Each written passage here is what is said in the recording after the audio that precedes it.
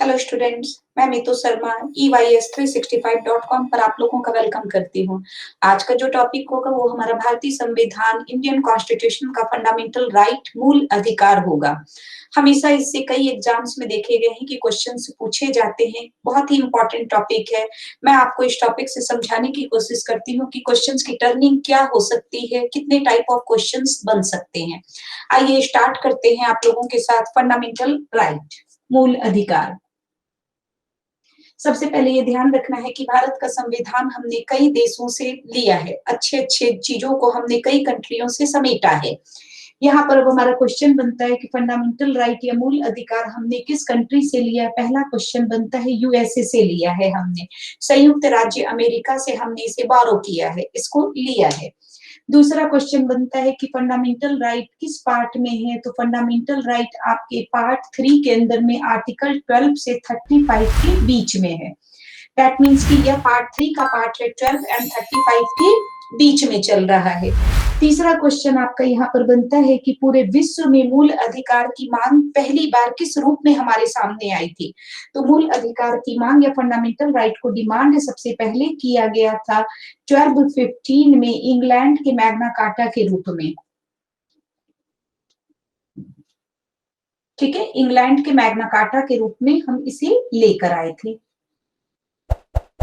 तो आपसे पूछेगा कि पूरे विश्व में पहली बार जो है वो फंडामेंटल राइट शब्द यूज कब किया गया था, तो 1215 में इंग्लैंड के मैग्ना कार्टा के रूप में किया गया था।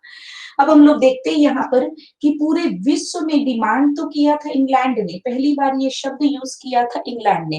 लेकिन अगर बोला जाएगा कि पूरे विश्व में मूल अधिकार या फंडामेंटल राइट को रिटन वे से या लिखित रूप से इंप्लीमेंट करने वाला कंट्री कौन था, तो यहाँ पर आपका आ जाएगा 1789 में इसको लिखित रूप से जारी करने वाला कंट्री फ्रांस था।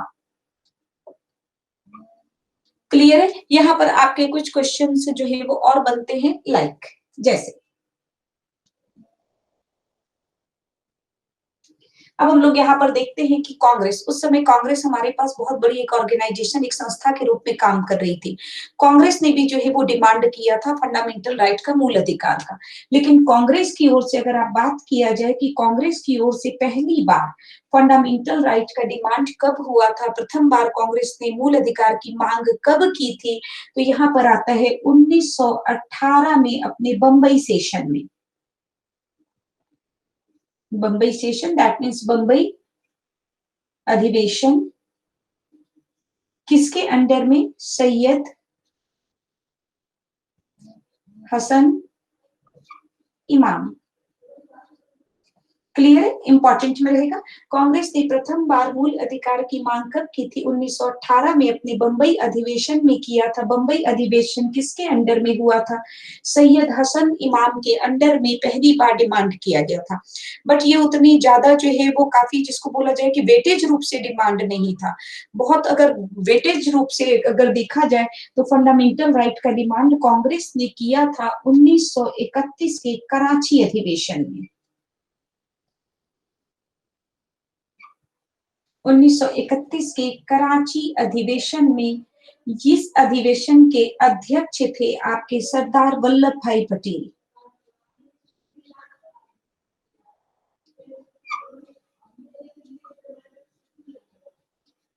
सरदार वल्लभ भाई पटेल। अब आपका क्वेश्चन आएगा, पहली बार डिमांड हुआ तो सैयद हसन इमाम के अंडर में 1918 में हुआ था बंबई अधिवेशन में। लेकिन फिर जो है वो काफी वेटेज रूप से, मतलब उसको जो है बोला जाए कि बहुत दृढ़ता से अगर जो है वो मूल अधिकार की मांग की गई तो 1931 में कराची अधिवेशन में किया गया था, जिसके अध्यक्ष सरदार वल्लभ भाई पटेल थे। क्लियर है। अब हम लोग देखते हैं यहाँ पर कि हमारा जो है वो सुप्रीम कोर्ट ने बेसिकली क्या है कि फंडामेंटल राइट का कोई परिभाषा नहीं हमारे पास। अगर पूछा जाए कि फंडामेंटल राइट का क्या परिभाषा है, किसने दिया, तो हम नहीं कह सकते। हाँ, सुप्रीम कोर्ट ने इसको परिभाषित करने की कोशिश की है आपके मूल अधिकार को। सुप्रीम कोर्ट ने इसको परिभाषित करने की कोशिश की थी 1967 में, लेकिन वो भी व्यक्तिगत पक्ष में नहीं, पर्सनल पक्ष में नहीं, रिगार्डिंग स्टेट, राज्य के परिप्रेक्ष्य में बताने की कोशिश किया था। तो यहाँ पर ये ध्यान रखिएगा कि पर्सनल रूप से हमारा जो है वो इसका कोई परिभाषा नहीं दिया गया। सुप्रीम कोर्ट ने इसको परिभाषित करने की कोशिश की भी थी, तो वह आपके रिगार्डिंग स्टेट के रूप में किया था। अब हम लोग देखते हैं फंडामेंटल राइट का अदर पार्ट्स।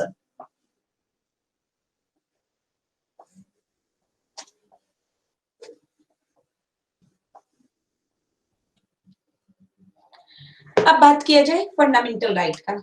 हम लोग जानते हैं कि हमारे पास एट प्रेजेंट कितने फंडामेंटल राइट है? एट प्रेजेंट हमारे पास 6 फंडामेंटल राइट है, जिसको हम लोग कहते हैं ELE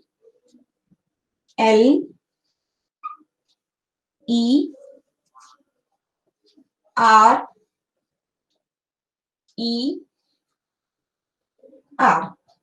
first, second, third, fourth, 5, 6। Actually में आपका फॉर्मूला लगेगा ELERER। क्लियर है? इसमें हम लोग देखते हैं सबसे पहले आपका होता है इक्वालिटी, जिसको आप लोग कहते हो समता का अधिकार। समता का अधिकार जो है वो आपका कब से कब तक, कितने से कितने आर्टिकल के बीच में चला? तो 14 to 18 आर्टिकल के बीच में चला। दूसरा आपका है लिबर्टी। लिबर्टी दैट मीन्स स्वतंत्रता। स्वतंत्रता, स्वतंत्रता आपका कितने से कितने आर्टिकल के बीच में है? तो 19 से 22 के बीच में हमने स्वतंत्रता ले रखा है। फिर आपका है अगेंस्ट एक्सप्लॉयटेशन दैट मीन्स शोषण के विरुद्ध। शोषण के विरुद्ध है, ये आपका 23 एंड 24 आर्टिकल है। देन हमारे पास है right to religion that means की धर्म की स्वतंत्रता। अब इसमें से क्वेश्चन सारे टर्न हो जाएंगे, ये तो डायरेक्ट क्वेश्चन है भी। धर्म की स्वतंत्रता ये आपकी 25 से 28 के बीच में चल रही है। फिर आपका आ जाएगा एजुकेशनल एंड कल्चरल राइट, जिसको आप कहते हो शिक्षा और संस्कृति का अधिकार। शिक्षा और संस्कृति ये जो है वो आपका आ गया 29 एंड 32। फिर आपका आता है finally constitutional remedy. Constitutional remedy that means कि हम लोग इसे कहते हैं कि जो है वो हिंदी में अगर हम लोग बात करें इसको, तो इसको कहा जाता है संवैधानिक उपचार। संवैधानिक उपचार ये आपका अंडर आर्टिकल 32 है। क्लियर है? पहला क्वेश्चन अब हमारा इसमें बनेगा कि आप अपने फंडामेंटल राइट को क्रम से बताइए, तो हमारा बनेगा ELERER। क्लियर है? दूसरा आपसे बोलेगा कि समता कितने से कितने आर्टिकल के बीच में है? तो समानता का अधिकार 14 से 18 के बीच में है।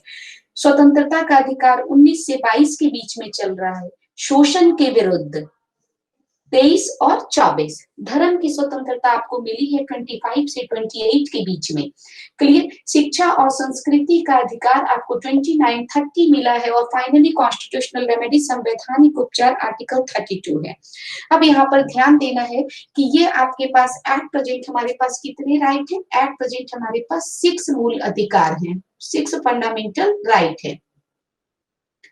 क्लियर है? अब आप लोग देखेंगे स्टार्टिंग में हमारे पास टोटल 7 फंडामेंटल राइट थे, 7। तो 7 जो फंडामेंटल राइट थे, इसमें 7वां जो था वह था आपका संपत्ति का अधिकार, राइट टू प्रॉपर्टी। 7वां था आपका राइट टू प्रॉपर्टी। अब आपसे क्वेश्चन आएगा कि स्टार्टिंग में हमारे पास कितने फंडामेंटल राइट थे? तो आप बोलेंगे स्टार्टिंग में 7 था। कौन सा फंडामेंटल राइट सस्पेंड हो गया? राइट टू प्रॉपर्टी एंड संपत्ति का अधिकार सस्पेंड हो गया। क्वेश्चन आपका टर्न करेगा, संपत्ति का अधिकार किस संशोधन से रद्द कर दिया गया? संपत्ति का अधिकार 44वें संविधान संशोधन 1978 के द्वारा रद्द कर दिया गया। 44th कॉन्स्टिट्यूशनल अमेंडमेंट 1978 के द्वारा हम लोगों ने इसे रद्द कर दिया। संपत्ति का अधिकार राइट टू प्रॉपर्टी जो पार्ट 3 के अंडर में था, जैसा मैंने आपको बताया था कि मूल अधिकार आपका किस पार्ट में है? तो पार्ट 3 में है। संपत्ति का अधिकार को, राइट टू प्रॉपर्टी को पार्ट 3 से शिफ्ट करके पार्ट 12 में कर दिया गया। तो एट प्रेजेंट संपत्ति का अधिकार कहां पर है? पार्ट 12 है। आर्टिकल इसका 300A है, चैप्टर इसका 4 है, अध्याय 4 के रूप में अवस्थित है। क्वेश्चंस की टर्निंग आपकी आएगी, कौन सा राइट सस्पेंड हुआ? Right to property. किस संशोधन से सस्पेंड हुआ? 44वां संविधान संशोधन। किस ईयर में सस्पेंड हुआ? 1978 में सस्पेंड हुआ। क्लियर है? सस्पेंड होकर पहले वो कहाँ था? पार्ट 3 में। अभी वर्तमान में कहाँ है? पार्ट 12 में। किस चैप्टर के रूप में? चैप्टर नंबर 4 के रूप में, अध्याय 4 के रूप में हमने इसे जोड़ा है। किस आर्टिकल के अंडर में रखा है? 300 ए के आर्टिकल के अंदर में हमने इसे रखा है। क्लियर है? आप अपने आर्टिकल्स को ध्यान से देखिए, 31 मिसिंग है। क्लियर है? दैट मीन्स कि एक आर्टिकल तो हमें मिल गया। कौन सा, ये यूपीएससी का क्वेश्चन आपका आया था कि संपत्ति के अधिकार को रद्द करने के लिए, सस्पेंड करने के लिए कौन कौन से आर्टिकल सस्पेंड कर दिए गए। ध्यान रखिएगा, एक तो आर्टिकल 31 सस्पेंड हो गया, निलंबित हो गया। दूसरा एक और आर्टिकल है, इसका भी क्वेश्चन मैं आपको बताऊंगी कि यूपीएससी में टर्न करके कैसे आया। एक आर्टिकल 31 है प्लस 19(1)(f ये दोनों सस्पेंड है। क्लियर? 19(1)(f और 31। दैट मीन्स कि आपका क्वेश्चन बनता है कि संपत्ति का अधिकार किस किस आर्टिकल में मेंशन था, तो दो आर्टिकल के अंदर में मेंशन था, राइट टू प्रॉपर्टी 31 आर्टिकल के अंदर में और 19(1)(f के अंदर में जो है वो था, जो आपका सस्पेंड हो गया। ये यूपीएससी का क्वेश्चन आपका रहा। सॉरी, यूपीएससी ने फिर आपसे क्वेश्चन पूछा कि 19 का कौन सा सीरीज मिसिंग है। समझ के 19 को उसने दिया A B C D E F के अंडर में दिया। क्लियर? बोला 19 का कौन सा सीरीज मिसिंग है, उसने दिया ऑप्शन में, तो आपको ध्यान रखना है 19(1)(f मिसिंग है। रीजन, क्योंकि यह संपत्ति के अधिकार से रिलेटेड था, राइट टू प्रॉपर्टी। हमने सस्पेंड करते ही इसे भी हटा दिया और इसे भी रिमूव कर दिया। दैट मीन्स कि आर्टिकल 19 में जब हम लोग पढ़ेंगे तो आर्टिकल 19 के अंदर मैं आपको ये चेंजेस दिखाऊंगी कि आर्टिकल 19 आपको 6 टाइप की स्वतंत्रता प्रदान करता है, लेकिन पहले वो 7 प्रकार का करता था, वर्तमान में 6 कर रहा है। At present 6 type of fundamental right provide कर रहा है, बट बिफोर जो है वो अपने अमेंडमेंट से बिफोर जो है ये आपको 7 टाइप ऑफ राइट प्रोवाइड कर रहा था। क्लियर है? हमारे क्वेश्चन से यहाँ पर समझ गए आप? अब हम लोग एक एक आर्टिकल को यहाँ पर डील करना शुरू करते हैं आपके साथ। सबसे पहले अब मैं आपके साथ डील करती हूँ आर्टिकल 14।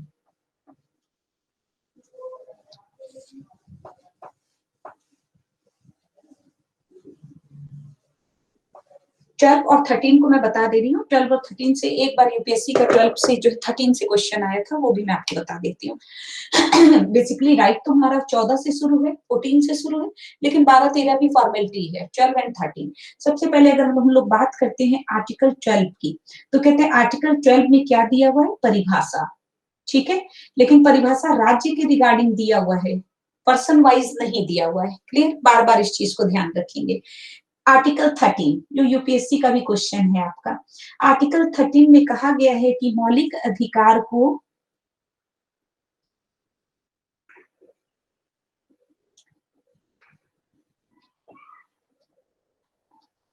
कम या सीमित किया जा सकता है।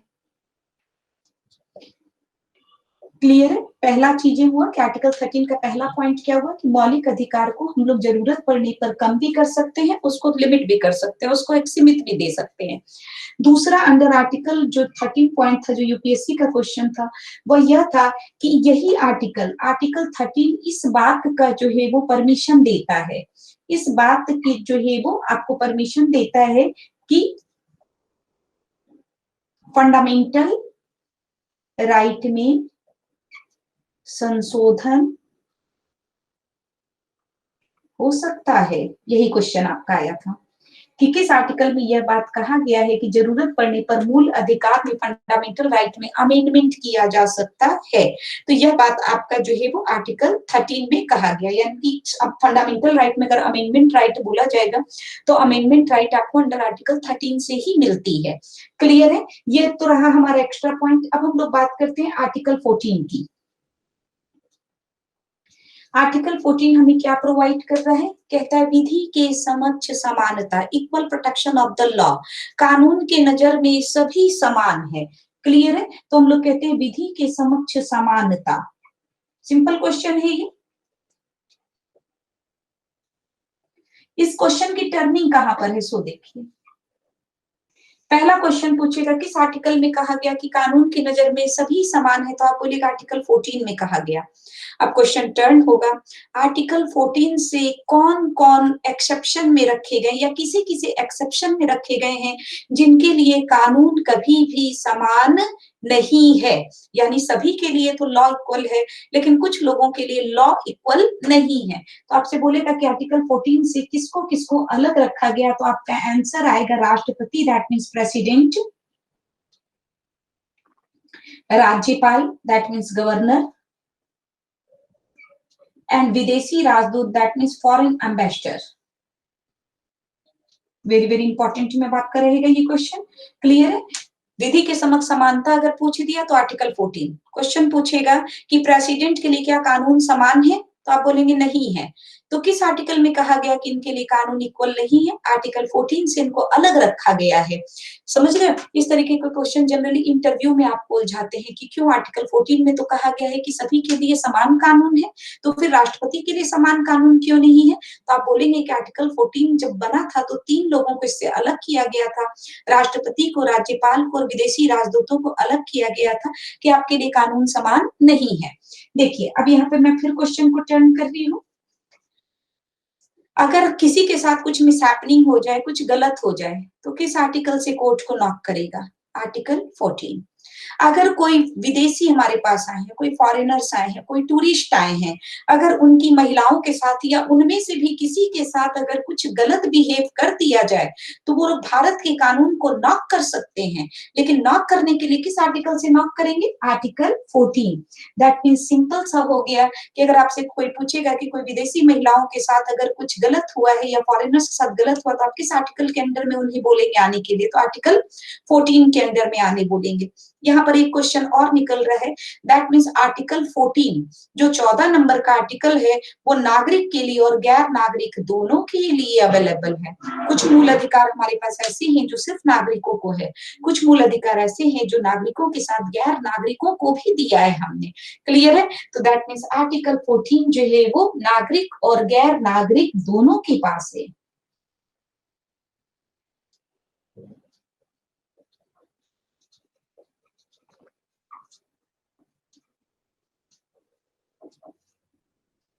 क्लियर है। अब हम लोग बात करेंगे आर्टिकल 15 पर।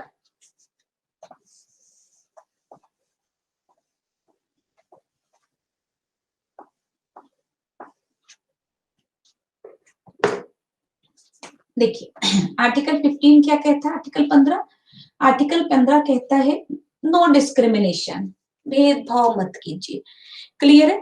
किसी की बेस पर भी, एक वर्ड से हम लोग पकड़ लेते हैं, भेदभाव एंड नो डिस्क्रिमिनेशन,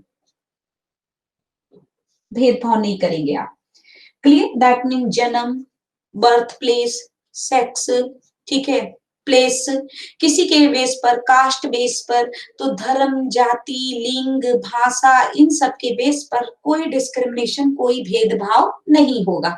अब यहाँ पर आर्टिकल में लिखा तो है कि किसी एक आर्टिकल में कहा गया है कि भेदभाव नहीं होगा, नो डिस्क्रिमिनेशन, तो हमें कहने में अच्छा लगता है कि आर्टिकल 15 कहता है नो डिस्क्रिमिनेशन, क्लियर, किसी प्रकार का भेदभाव नहीं होता है। लेकिन यहाँ ध्यान रखें कि भारत का संविधान आपको एक हाथ से कुछ देता है तो सेकंड हाथ से आपसे लेता है। हम अपने राइट के लिए फाइट क्यों नहीं कर पाते हैं, क्योंकि हर चीज का एक्सेप्शन आपके सामने दे रखा है। अगर हम ये बोलेंगे कि डिस्क्रिमिनेशन हो रहा है तो वो हमें बताएगा कि 15 में कहा गया है कि नो डिस्क्रिमिनेशन, लेकिन अगर राज्य चाहे तो, ठीक है, अगर कहते हैं यहाँ पर कि राज्य चाहे तो वो आपका स्पेशल कोई प्रावधान कर सकता है 2 चीजों के लिए, ठीक है। यहाँ पर जो है वो पिछड़े कास्ट के लिए, जिसको आप कहते हो backward classes, SC ST OBCs वगैरह के लिए,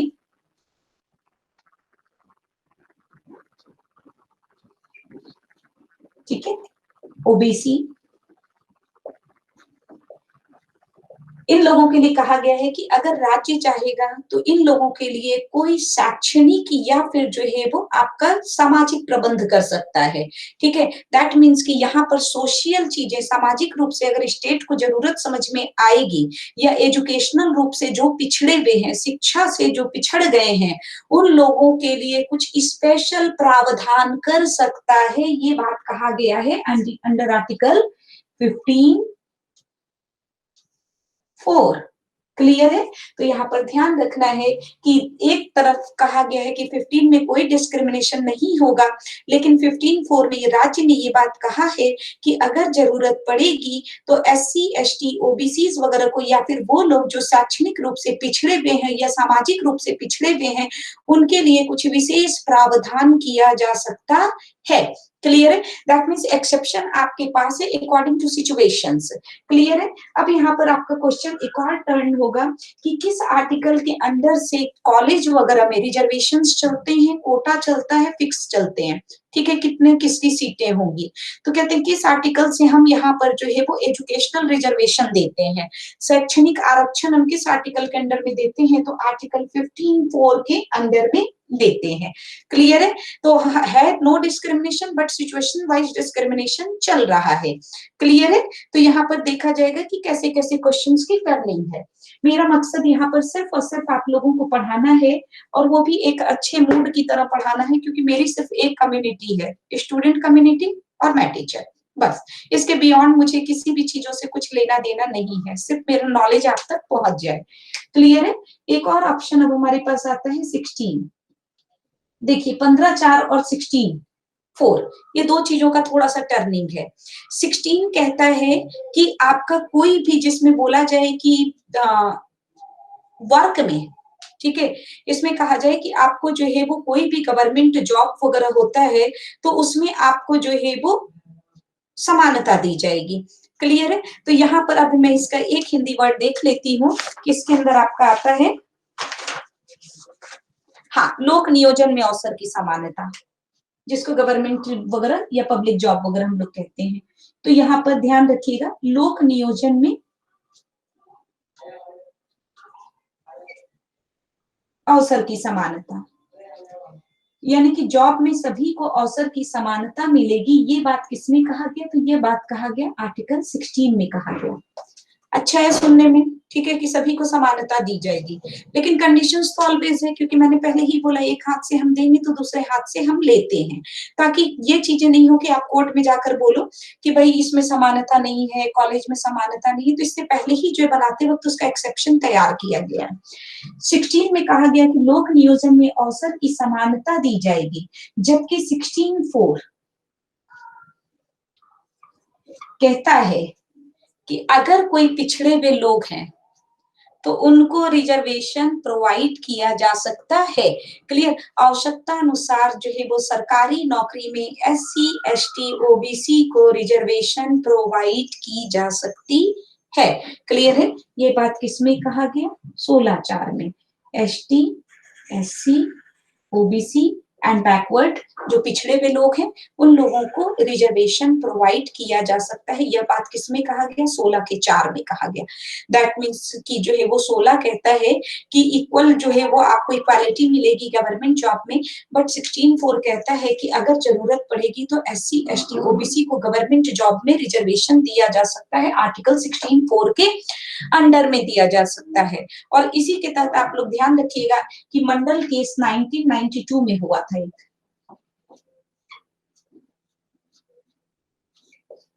1992 इस केस के तहत पहली बार OBC को 27% आरक्षण दिया गया था।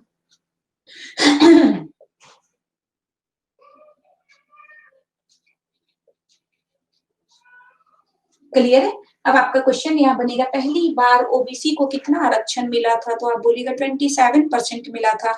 किस केस से मिला था? तो मंडल केस से मिला था। किस ईयर में मिला था? तो 1992 में पहली बार आपका मिला था। 81वां संविधान संशोधन 2000, 81st कॉन्स्टिट्यूशनल अमेंडमेंट, यहाँ पर ध्यान रखिएगा, इसको इंपॉर्टेंट में डाल दीजिएगा।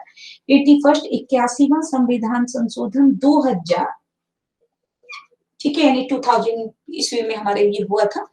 इसमें क्या बोला गया है? इसमें कहा गया है कि अगर कोई बैकलॉग वैकेंसीज निकलती, बैकलॉग वैकेंसीज में आप ये कह सकते हो कि पिछड़ा बल्क में एक साथ, जैसे कुछ एग्जाम्स कई समय से कंडक्ट नहीं हुए, अचानक से कई सारे एग्जाम्स कंडक्ट हो रहे हैं, 4 साल के एग्जाम 1 साल में कंडक्ट हो रहे हैं, तो ऑब्वियसली सीट भी ज्यादा होंगे ना इसमें।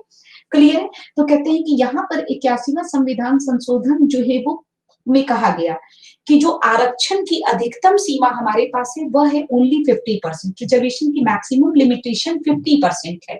क्लियर है? लेकिन 81st कॉन्स्टिट्यूशनल अमेंडमेंट 2000 कहता है कि जरूरत पड़ेगा और पिछड़ी बैकलॉग वैकेंसीज, बल्क में निकली हुई इकट्ठी नौकरियों में अगर जरूरत पड़ेगा तो हम 50% से ज्यादा भी रिजर्वेशन दे सकते हैं। क्लियर है? दैट मीन्स ये जो 50% की अधिकतम आरक्षण सीमा थी, इसको खत्म कर दिया गया था 81st कॉन्स्टिट्यूशनल अमेंडमेंट 2000 में। लेकिन साथ में ये बोला गया कि बैकलॉग वैकेंसीज, नौकरियां इकट्ठी होनी चाहिए, एक साथ निकली होनी चाहिए, तो हम लोग जो है वो यहाँ पर 50% से ज्यादा भी रिजर्वेशन दे सकते हैं। क्लियर है? दैट मीन्स कि आया कि 16 कहता है कि अवसर की समानता दी जाएगी हर किसी को। 16 का 4 कहता है 16(4) की जरूरत पड़ने पर SC, ST एंड OBC को रिजर्वेशन प्रोवाइड की जा सकती है गवर्नमेंट जॉब में। क्लियर? इसी के तहत मंडल केस के 1992 के तहत जो है वो पहली बार आया था आपका OBC का 27% रिजर्वेशन। आरक्षण की अधिकतम सीमा थी कि आप कुछ भी रिजर्वेशन दे दीजिए, 50% दीजिए, 50% जनरल के लिए छोड़ दीजिए। क्लियर है? बट यहाँ पर 50% की अधिकतम जो रिजर्वेशन का लिमिटेशन था उसको 81st अमेंडमेंट 2000 से खत्म किया गया। लेकिन खत्म जो किया गया वो सिर्फ और सिर्फ किस में किया गया? तो वह आपके किया गया बैकलॉग वैकेंसीज में। क्लियर है? अब आप लोग देखेंगे आर्टिकल 17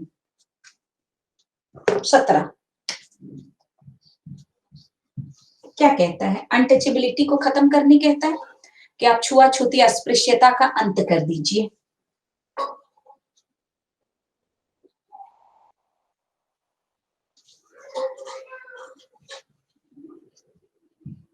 अस्पृश्यता का अंत अंडर आर्टिकल 17। नो जो है वो आप अनटचेबिलिटी यहाँ पर आप नहीं दे सकते हैं। क्लियर है? तो अब यहाँ पर आपका क्वेश्चन बनेगा 17 में कि हमने अस्पृश्यता का अंत कर दिया है, तो बहुत ही सिंपल क्वेश्चन ये। अब यहाँ पर आपका क्वेश्चन थोड़ा सा टर्न होगा, किस आर्टिकल के अंडर में? देखिए ऐसे तो हम लोग कोई भी चीजों को बोल देते हैं कि ठीक है मैं कौन सी हूँ, तो मैं ST हूँ, तो मैं SC हूँ, ठीक है मैं OBC हूँ, ऐसे तो हम जनरल वे में बात कर लेते हैं। लेकिन अगर आपने किसी को जानबूझकर ऐसा बोल दिया कि तुम ST हो, तुम SC हो, या तुम ऐसे हो, पर्टिकुलर किसी कम्युनिटी को अगर आपने हिट कर दिया वर्ड बोलकर, तो ध्यान रखिएगा आप पर जो केस लगेगा वो अंडर आर्टिकल 17 से ही लग जाएगा। क्लियर है? यहाँ पर इस बात को साफ मना किया गया है कि आप किसी को इस नाम से नहीं बुला सकते हैं कि आप ये हो, आप वो हो, ठीक है? वो भी बेसिकली जो लोअर कास्ट है उनको नहीं बुलाया जा सकता, अगर ऐसा होता है तो जेल है, वो भी विदाउट बेल है। क्लियर है? तो इस चीज को ध्यान रखेंगे। दूसरा क्वेश्चन आपका आता है कि किस आर्टिकल से मंदिरों में प्रवेश मिला है? हम जानते हैं कि पहले मंदिरों में, अगर आपने इतिहास थोड़ा बहुत भी पढ़ा होगा, तो पहले बहुत सारी चीजों को इन लोगों ने किया भी है जो अपर कास्ट के लोग हैं। तो यहाँ पर आया कि जो है वो मंदिरों में लोअर कास्ट के लोग इंटर नहीं कर सकते हैं। लेकिन आर्टिकल 17 कहता है मंदिर में सभी कास्ट के लोग इंटर करेंगे। क्लियर है? कुआं से पानी पीने मना था, कुआं को नहीं छू सकते थे। आर्टिकल 17 कहता है ऐसा कोई रोक टोक नहीं होना चाहिए। क्लियर है? दैट मीन्स क्वेश्चन की टर्निंग हो गया। स्पृश्यता का अंत तो बहुत ही सिंपल क्वेश्चन है। यहाँ पर आएगा आप किस चीज से उन लोगों को इस नाम से नहीं बुला सकते हैं? कुएं से पानी सभी पिएंगे और कोई बोल नहीं सकता है। मंदिर में प्रवेश सभी कास्ट के लोग करेंगे और आप ऐसा कुछ बोल नहीं सकते हैं। क्लियर? तो ये सारा का सारा आपका किसके अंडर में है? तो आर्टिकल 17 के अंडर में रखा गया है। क्लियर है? यहाँ पर अब हम लोग जो देखते हैं वो हमारा लास्ट होगा आर्टिकल 18 के अंडर में हम लोग देखते हैं।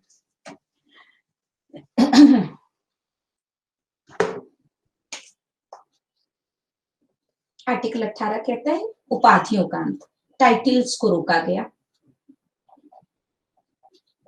उपाधियों का अंत। क्लियर? लेकिन ध्यान रखना है ये जो आर्टिकल 18 है ना, ये सिर्फ निर्देशात्मक है, यानी डायरेक्शनल है आपके लिए। तो आर्टिकल 18 सिर्फ निर्देशात्मक है, आपको एक डायरेक्शन देता है, आदेशात्मक नहीं, ऑर्डर नहीं है।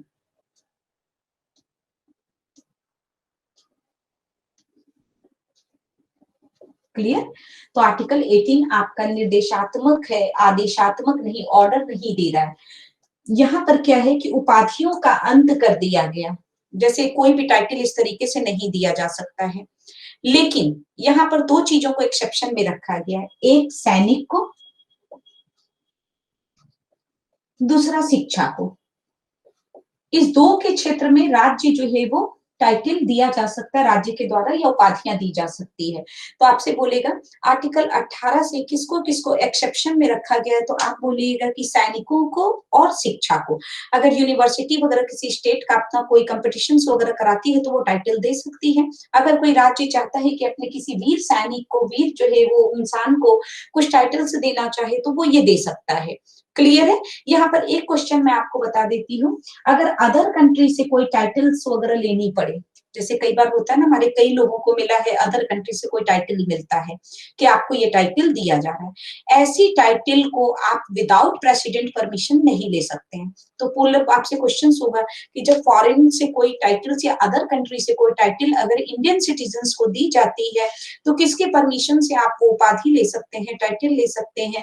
तो आपका आंसर आएगा विदाउट प्रेसिडेंट परमिशन वो टाइटल नहीं लिया जा सकता है। प्रेसिडेंट परमिशन देंगे फिर हम जाएंगे वो टाइटल लेकर आएंगे, फिर उसके बाद जो है वो जनरली हमारा एक वेलकम होता है, एक सम्मान होता है यहाँ पर वापसी इंडिया में, उसके बाद का फंक्शन सारी चीजें होती है। क्लियर है। तो ये आर्टिकल 18 है। वेरी वेरी इंपॉर्टेंट में आपका आर्टिकल 19 है, जिससे आपके हर एग्जाम्स में क्वेश्चंस आते हैं मैक्सिमम टाइम पर। क्लियर है। और इधर से आपका क्वेश्चन जो मैंने आपको बताया वो डायरेक्ट क्वेश्चन नहीं आके इनडायरेक्ट क्वेश्चन आते हैं। विधि के समक्ष समानता ये सब सभी लोग जानते हैं, equal protection of the law वगैरह सब जानते हैं, नो डिस्क्रिमिनेशन हो गया, गवर्नमेंट जॉब में इक्वालिटी हो गया, ये सब जानते हैं। बट उसके अंदर के क्वेश्चन को हमने देखने होते हैं कि क्वेश्चन कहाँ पर टर्न कर रहा है। जैसे हमारा क्वेश्चन सब यहाँ पर हम एक बार फटाफट देख लेते हैं। हमारा क्वेश्चन से क्या था, सबसे पहले फंडामेंटल राइट किस कंट्री से लिया हमने, यूएसए से लिया। किस पार्ट में है, पार्ट 3 में। आर्टिकल कितने से, 12 से 35 के बीच में है, 12 to 35। पूरे वर्ल्ड में पहली बार इसको डिमांड किसने किया था, इंग्लैंड ने एज ए मैग्ना कार्टा किया था 1215 में, 1215 में। लेकिन रिटन वे से इंप्लीमेंट करने वाला कंट्री कौन था, फ्रांस था 1789 में। कांग्रेस ने पहली बार इसको डिमांड कब किया था, 1980 के बंबई सेशन में अंडर सैयद इमाम हसन के अंदर में पहली बार डिमांड किया था। लेकिन बहुत ज्यादा जो है वैल्यूएबल और जो है भारी रूप से इसका जो डिमांड हुआ था वह हुआ था 1931 के कराची अधिवेशन में अंडर सरदार वल्लभ भाई पटेल। क्लियर है। स्टार्टिंग में हमारे पास कितने राइट थे, 7। एट प्रेजेंट कितने राइट है, 6 राइट। कौन सा राइट सस्पेंड हुआ, right to property. Right to property को किस अमेंडमेंट से सस्पेंड किया, 44th अमेंडमेंट 1978 में। राइट टू प्रॉपर्टी किस किस आर्टिकल में मेंशन था जिसे हमने सस्पेंड कर दिया, उसे सस्पेंड करने के साथ ही article 31 and 19(1)(f suspended. Clear है। राइट जो प्रॉपर्टी है आपकी, राइट टू प्रॉपर्टी जो संपत्ति का अधिकार है, वो वर्तमान में किस आर्टिकल में है, 300A के आर्टिकल में, चैप्टर 4। क्लियर है। तो ये आपका आ गया पार्ट जो है वो 12 चैप्टर 4 आर्टिकल 300A के अंडर में आ गया। अब आपसे बोलेगा अपने राइट्स को सीक्वेंस दीजिए, तो हमारा राइट का सीक्वेंस है ELERER। Clear. Equality, liberty, against exploitation, right to religion, उसके बाद educational and cultural right and constitutional remedy, संवैधानिक उपचार। क्लियर है। 12 में क्या है, डेफिनेशन है, लेकिन रिगार्डिंग स्टेट है। किसी एक आर्टिकल के तहत कहा जा सकता है कि फंडामेंटल राइट को कम भी किया जा सकता है, बढ़ाया भी जा सकता है। क्लियर है। और इस पर अमेंडमेंट भी किया जा सकता है। आर्टिकल 13। 14 क्या कहता है, कानून की नजर में सभी समान हैं। तो कौन कौन समान नहीं है, राष्ट्रपति, राज्यपाल एंड विदेशी राजदूत समान नहीं है। कहां पर कहा गया कोई भेदभाव नहीं होगा, आर्टिकल 15 में कहा गया। लेकिन SC ST और OBC को कॉलेज में रिजर्वेशन, शैक्षणिक रिजर्वेशन किस आर्टिकल के अंडर में प्रोवाइड किया गया, 15(4) के अंडर में प्रोवाइड किया गया। 16 क्या कहता, 16 कहता है गवर्नमेंट जॉब में इक्वालिटी, लोक नियोजन में अवसर की समानता। लेकिन 16(4) कहता है कि यदि राज्य को जरूरत समझ में आएगा तो SC ST एंड OBC को सरकारी नौकरी में रिजर्वेशन देगा। दैट मीन जो सरकारी नौकरी में रिजर्वेशन है वह है अंडर आर्टिकल 16(4). पहली बार OBC को कितना रिजर्वेशन मिला, 27%। किस केस से, मंडल केस से मिला। कब मिला, 1992 में मिला। कौन सा अमेंडमेंट कहता है कि आरक्षण की अधिकतम सीमा जो मैक्सिमम पॉइंट्स ऑफ रिजर्वेशन थे 50%, उसको भी एंड किया जाए, खत्म किया जाए। तो वह आपका 81st अमेंडमेंट 2000 में आया था। 17 का क्या कहा गया, नो अनटचेबिलिटी, अस्पृश्यता नहीं, छुआछूत नहीं। क्लियर। दैट मीन्स मंदिर प्रवेश, टेंपल एंट्री हो गया, पानी सभी को पीने वगैरह का परमिशन हो गया। किसी लोअर कास्ट को आप बोल नहीं सकते हो कि आप ये हो, ये सब का सवाल अंडर आर्टिकल 17 चलता है। 18 क्या कहता है, टाइटल्स को रोका। क्लियर। लेकिन दो को एक्सेप्शन में रखा टाइटल देने के लिए, कौन कौन सा, सैनिक और शिक्षा। क्लियर है। क्या आर्टिकल 18 आपसे पूछेगा इनमें से कौन सा आर्टिकल है जो डायरेक्शनल है, सिर्फ निर्देशात्मक है, आदेशात्मक नहीं। आर्टिकल 18। क्लियर है। आज का जो रहा वो हमारा फंडामेंटल राइट पार्ट 1 रहा, और पार्ट 1 के अंदर में हमने आर्टिकल 18 तक पढ़ा। क्लियर है। 19 हम लोग जो है वो कल पढ़ेंगे, नेक्स्ट क्लासेस में पढ़ेंगे 19 से। फिर मैं आपको रीड्स भी पढ़ाऊंगी कितने टाइप ऑफ रीड्स हैं, इनका क्या क्या वर्क है, जो ऑलवेज कई सारे एग्जाम्स में ये क्वेश्चंस आपके आते रहते, चाहे वो एग्जाम आपका जो है वो यूपीएससी का हो, एसएससी का हो, कोई भी अदर एग्जाम्स वगैरह आप दे रहे हो, उसके अंदर भी इन सबसे रिलेटेड क्वेश्चंस आते हैं। इंडियन कॉन्स्टिट्यूशन, पॉल साइंस वगैरह सबका पार्ट है, लॉ का पार्ट है, पब एड का पार्ट है आपका, क्लियर, हमारे कॉम्पिटिशन्स का पार्ट है, यूपीएससी का पार्ट है। मैं उसी लेवल से आपको पढ़ाने की कोशिश कर रही हूँ। अब अगर आप लोगों को यहाँ पर कोई समस्या हो रही हो या नहीं समझ में आया हो, तो आप काइंडली जो है वो मुझे मेरे सोशल मीडिया पर मेरे को कांटेक्ट करें, या फिर मेरे जो है वो EYS365 जो है .com चैनल को सब्सक्राइब करें, उस पर लाइक करें, कमेंट लिखें, कमेंट अच्छा हो या बुरा हो कमेंट जरूर दें, दोनों ही कंडीशंस पर बेनिफिट होगा। अगर अच्छे हुए तो आगे बढ़ेंगे, अगर कुछ कमी हुआ तो उसको पूरा करते हुए आप लोगों तक वो नॉलेज देने की कोशिश करूंगी। इसके बियॉन्ड भी अगर आपका कोई टॉपिक डिमांड है कि हमें ये टॉपिक नहीं समझ में आता है मैम, आप ये टॉपिक का वीडियो हमें दे दीजिए, तो मैं ऑब्वियस आपके जो वो वीडियो आपको प्रोवाइड करूंगी। क्लियर है। तो फिर मैं नीतू शर्मा EYS365.com की ओर से कल आपसे फंडामेंटल राइट पार्ट 2 के अंडर में फिर से दोबारा मिलूंगी। उम्मीद है कि ये टॉपिक आप लोगों को समझ में आया होगा। इन केस नहीं समझ में आया होगा तो आप मुझे कांटेक्ट करें। ओके, थैंक यू, कल मिलते हैं फिर।